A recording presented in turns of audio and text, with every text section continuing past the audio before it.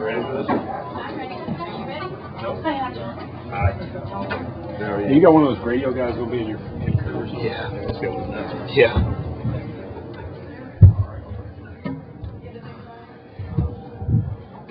Okay, good morning, and we're pleased to be joined in the Media Center, the Samsung Media Center here at Texas Motor Speedway by Ryan Newman.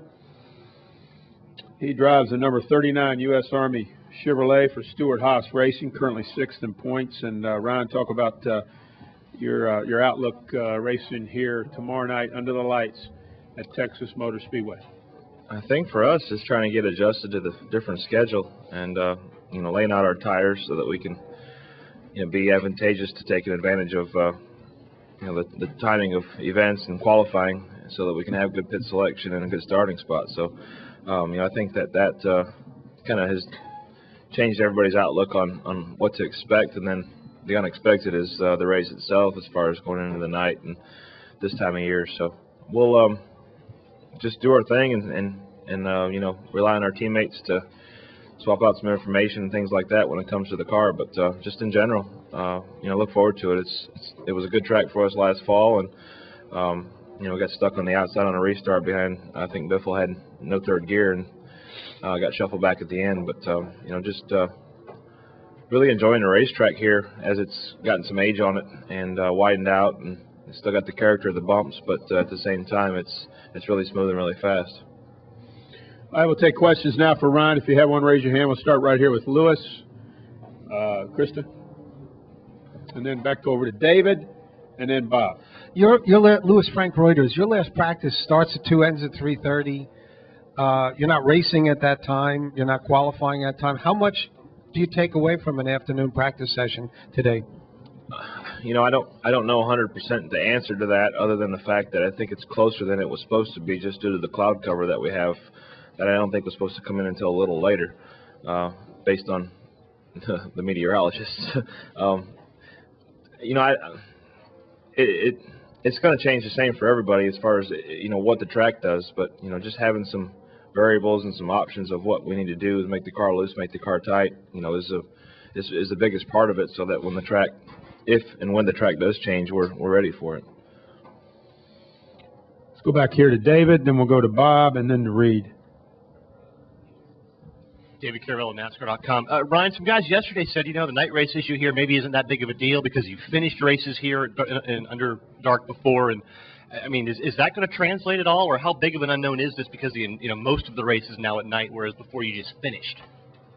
I mean, it's not like it's the only thing we're thinking about, but it's definitely, I guess, just different, and mostly just because I guess the schedule and the way all the practice sessions are lined up and the timing of events, and we're kind of used to practicing 10:30 in the morning and starting a race at 12:30 or 1, and that's we got a bigger difference than that going into this weekend. So I don't think it's going to be like whoever gets this right, the time change and all that stuff, and the night race is going to win the race. I think it's just it's something to consider when it comes to setting the cars up and working with them.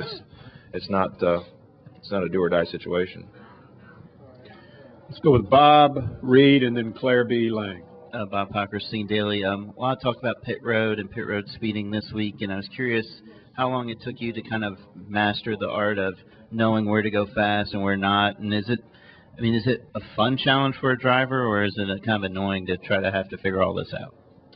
We do whatever we can to make the best of what we got to work with, and whether it's restarts or pit road or getting in and out of our boxes, there's rules that go along with everything, and it's how you work those rules and not get caught is been the name of the game for the last 50 or 60 years. So pit road's a part of it, and there's time to be made or lost, and getting on the pit road and off is another big part of it. So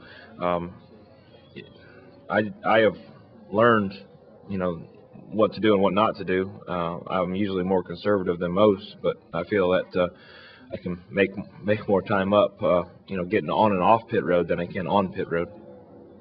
We'll go Reed, Claire B., and then Lee. Reed Spencer with Sporting News. Ryan, last night Richard Petty was honored by the Texas Motor Hall of Fame. In addition to his 7 championships, he holds records for wins, 200, wins in the season, 27, and 10 wins in a row. What took him so long to induct him? But good question. As a driver, which of those records do you find most impressive? I think the wins in the row. What was the number of wins in a row? 10. 10 in a row. 10 in a row is that's pretty stout. That's getting the job done week in, week out, without a doubt. And that to me is probably one of the biggest. You look at his number of wins, and he's got the starts to go along with that. I don't mean to knock him, and I'm not. But he's the 10 in a row. That's tough. And he did it when it was pretty tough racing back in the day. So that to me is your answer.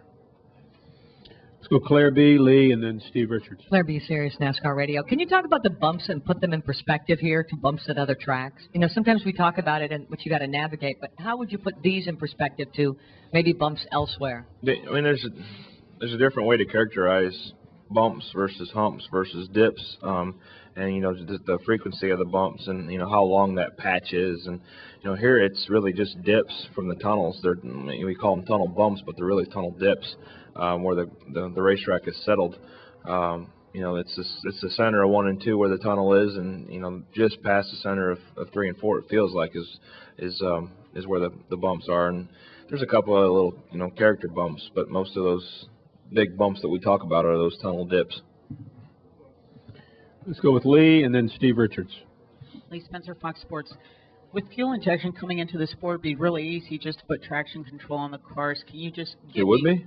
Well, that's what I've heard from engineers. So I'm asking you. Who'd you talk to?